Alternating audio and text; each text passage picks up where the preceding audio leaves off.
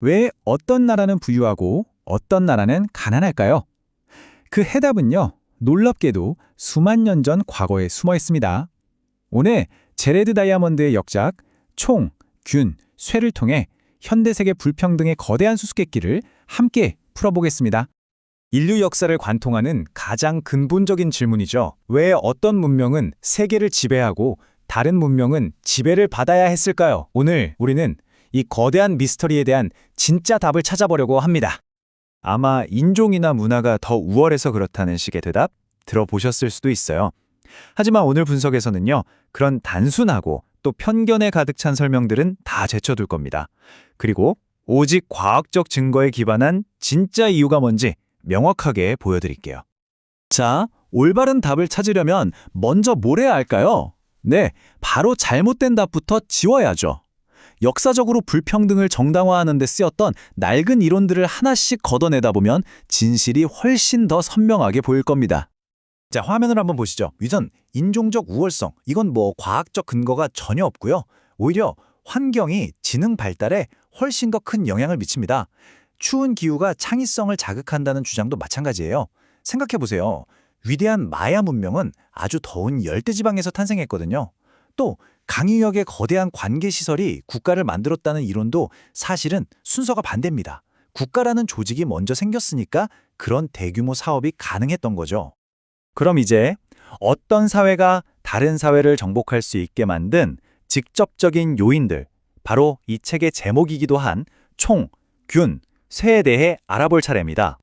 이게 바로 유럽인들이 아메리카 대륙을 정복할 때 가졌던 직접적인 우위들이에요. 강철로 만든 검과 갑옷은 상대가 안 됐죠. 특히 기원전 4000년경에 가축화된 말은요. 이건 전쟁의 판도를 완전히 뒤바꾼 그야말로 게임 체인저였습니다. 여기에 중앙 집권적 정부의 조직력, 또 문자를 통한 정확한 정보 전달 능력까지 더해지니까 정말 소수의 인원으로도 수천 명을 무너뜨리는 게 가능했던 겁니다. 하지만요, 스페인 정복자들이 가졌던 가장 강력하고 무서운 무기는 칼이나 총이 아니었어요. 눈에 보이지도 않았죠. 바로 이것이 역사의 흐름을 결정지었습니다. 바로 인수 공통 감염병입니다. 이게 뭐냐면요, 수천 년 동안 소나 돼지 같은 가축과 뒤섞여 살았던 유라시아인들은 동물에게서 온갖 끔찍한 질병들을 얻었어요. 그런데 동시에 그 병들에 대한 면역력도 갖게 된 거죠. 우리가 아는 천연두, 홍역 같은 병들이 다 여기서 왔습니다. 그 결과는 정말 끔찍했습니다. 이 화면의 숫자가 모든 걸 말해주죠. 아메리카 원주민 인구의 최대 95%가 사라졌습니다. 태어나서 한 번도 겪어본 적 없는 질병들 앞에서 그냥 속수무책으로 쓰러져 간 거예요. 결국 총칼보다 세균이 훨씬 더 치명적인 정복의 도구였던 셈입니다. 자, 그럼 이제 다음 질문으로 넘어가야겠죠? 알겠습니다. 총균쇠가 강력했다는 건 알겠는데 애초에 왜 유라시아인들만 이걸 다 갖게 된 걸까요?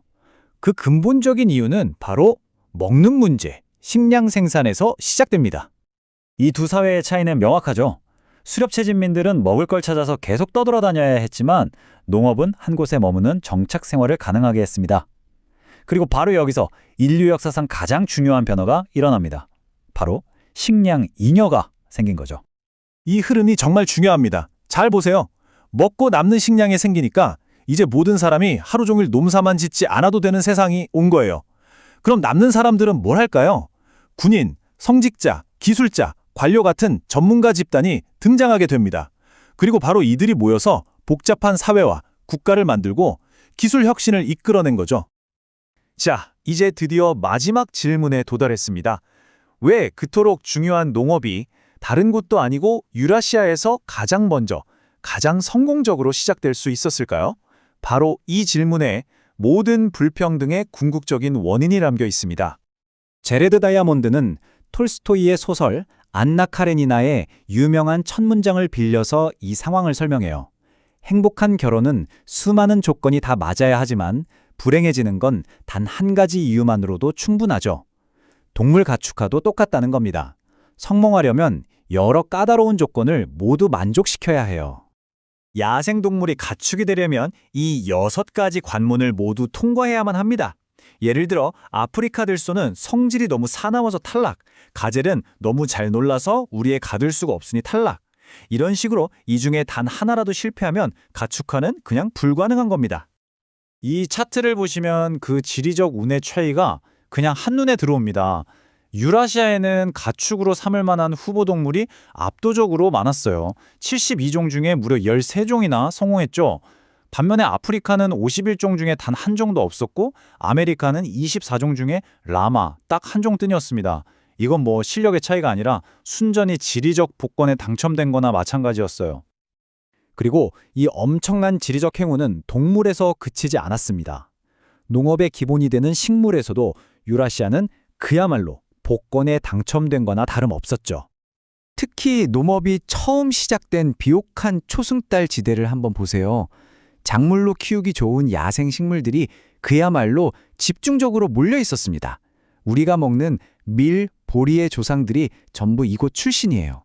다른 대륙들은요, 처음부터 너무나 불리한 게임을 할 수밖에 없었던 겁니다. 자, 이제 지리적 퍼즐의 마지막 조각을 맞출 차례입니다. 단순히 좋은 동식물이 있는 것만으로는 부족해요. 그 혁신이 얼마나 빠르고 넓게 퍼져나갈 수 있는지가 중요했죠.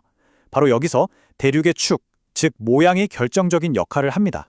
이 부분이 정말 흥미로운 지점입니다. 유라시아 대륙은 동서로 길게 뻗어 있죠. 같은 위도되는 기후나 낮의 길이가 비슷하잖아요. 그래서 한 곳에서 성공한 농작물과 가축이 마치 고속도로를 달리듯 아주 쉽게 퍼져나갈 수 있었습니다. 반면에 남북으로 긴 아메리카와 아프리카는 어땠을까요? 기후대가 급격하게 바뀌니까 농업 기술이 다른 지역으로 전파되는데 거대한 장벽으로 작용했던 거죠. 자, 지금까지 과거의 불평등이 어떻게 지리적 환경에서 비롯되었는지 쭉 살펴봤습니다. 이제 이 깊은 역사적 통찰을 통해서 우리가 미래를 위해 어떤 교훈을 얻을 수 있는지 이야기해 보겠습니다. 여기서 얻을 수 있는 아주 중요한 교훈은 한번 앞서갔다고 해서 그 우위가 영원히 보장되지는 않는다는 겁니다. 농업을 가장 먼저 시작했던 비옥한 초승탈지대도 결국 환경 파괴로 쇠퇴했고요. 힘의 중심은 보시다시피 계속해서 서쪽으로 이동했습니다. 바로 이 점이 핵심입니다. 예를 들어 거대하고 통일된 왕조였던 중국은 황제 한 명의 잘못된 결정 하나로 모든 혁신이 중단되기도 했어요. 반면에 수많은 나라로 쪼개져서 끊임없이 경쟁했던 유럽은요, 오히려 그 분열 덕분에 스페인이 안 받아주면 포르투갈로 가는 콜럼버스처럼 새로운 시도가 나올 수 있는 환경이 만들어졌던 거죠. 결국 역사는 특정 인종의 우월성이 아니라 순전히 지리적 환경의 산물이었다는 것, 이것이 총균쇠의 핵심 메시지입니다. 그렇다면 이제 우리에게 남는 질문은 바로 이것입니다. 과거의 힘이 지리에서 나왔다면 오늘날 그리고 우리가 살아갈 미래의 권력과 불평등을 결정짓는 가장 중요한 요인은 과연 무엇일까요? 한 번쯤 깊이 생각해 볼 만한 질문입니다.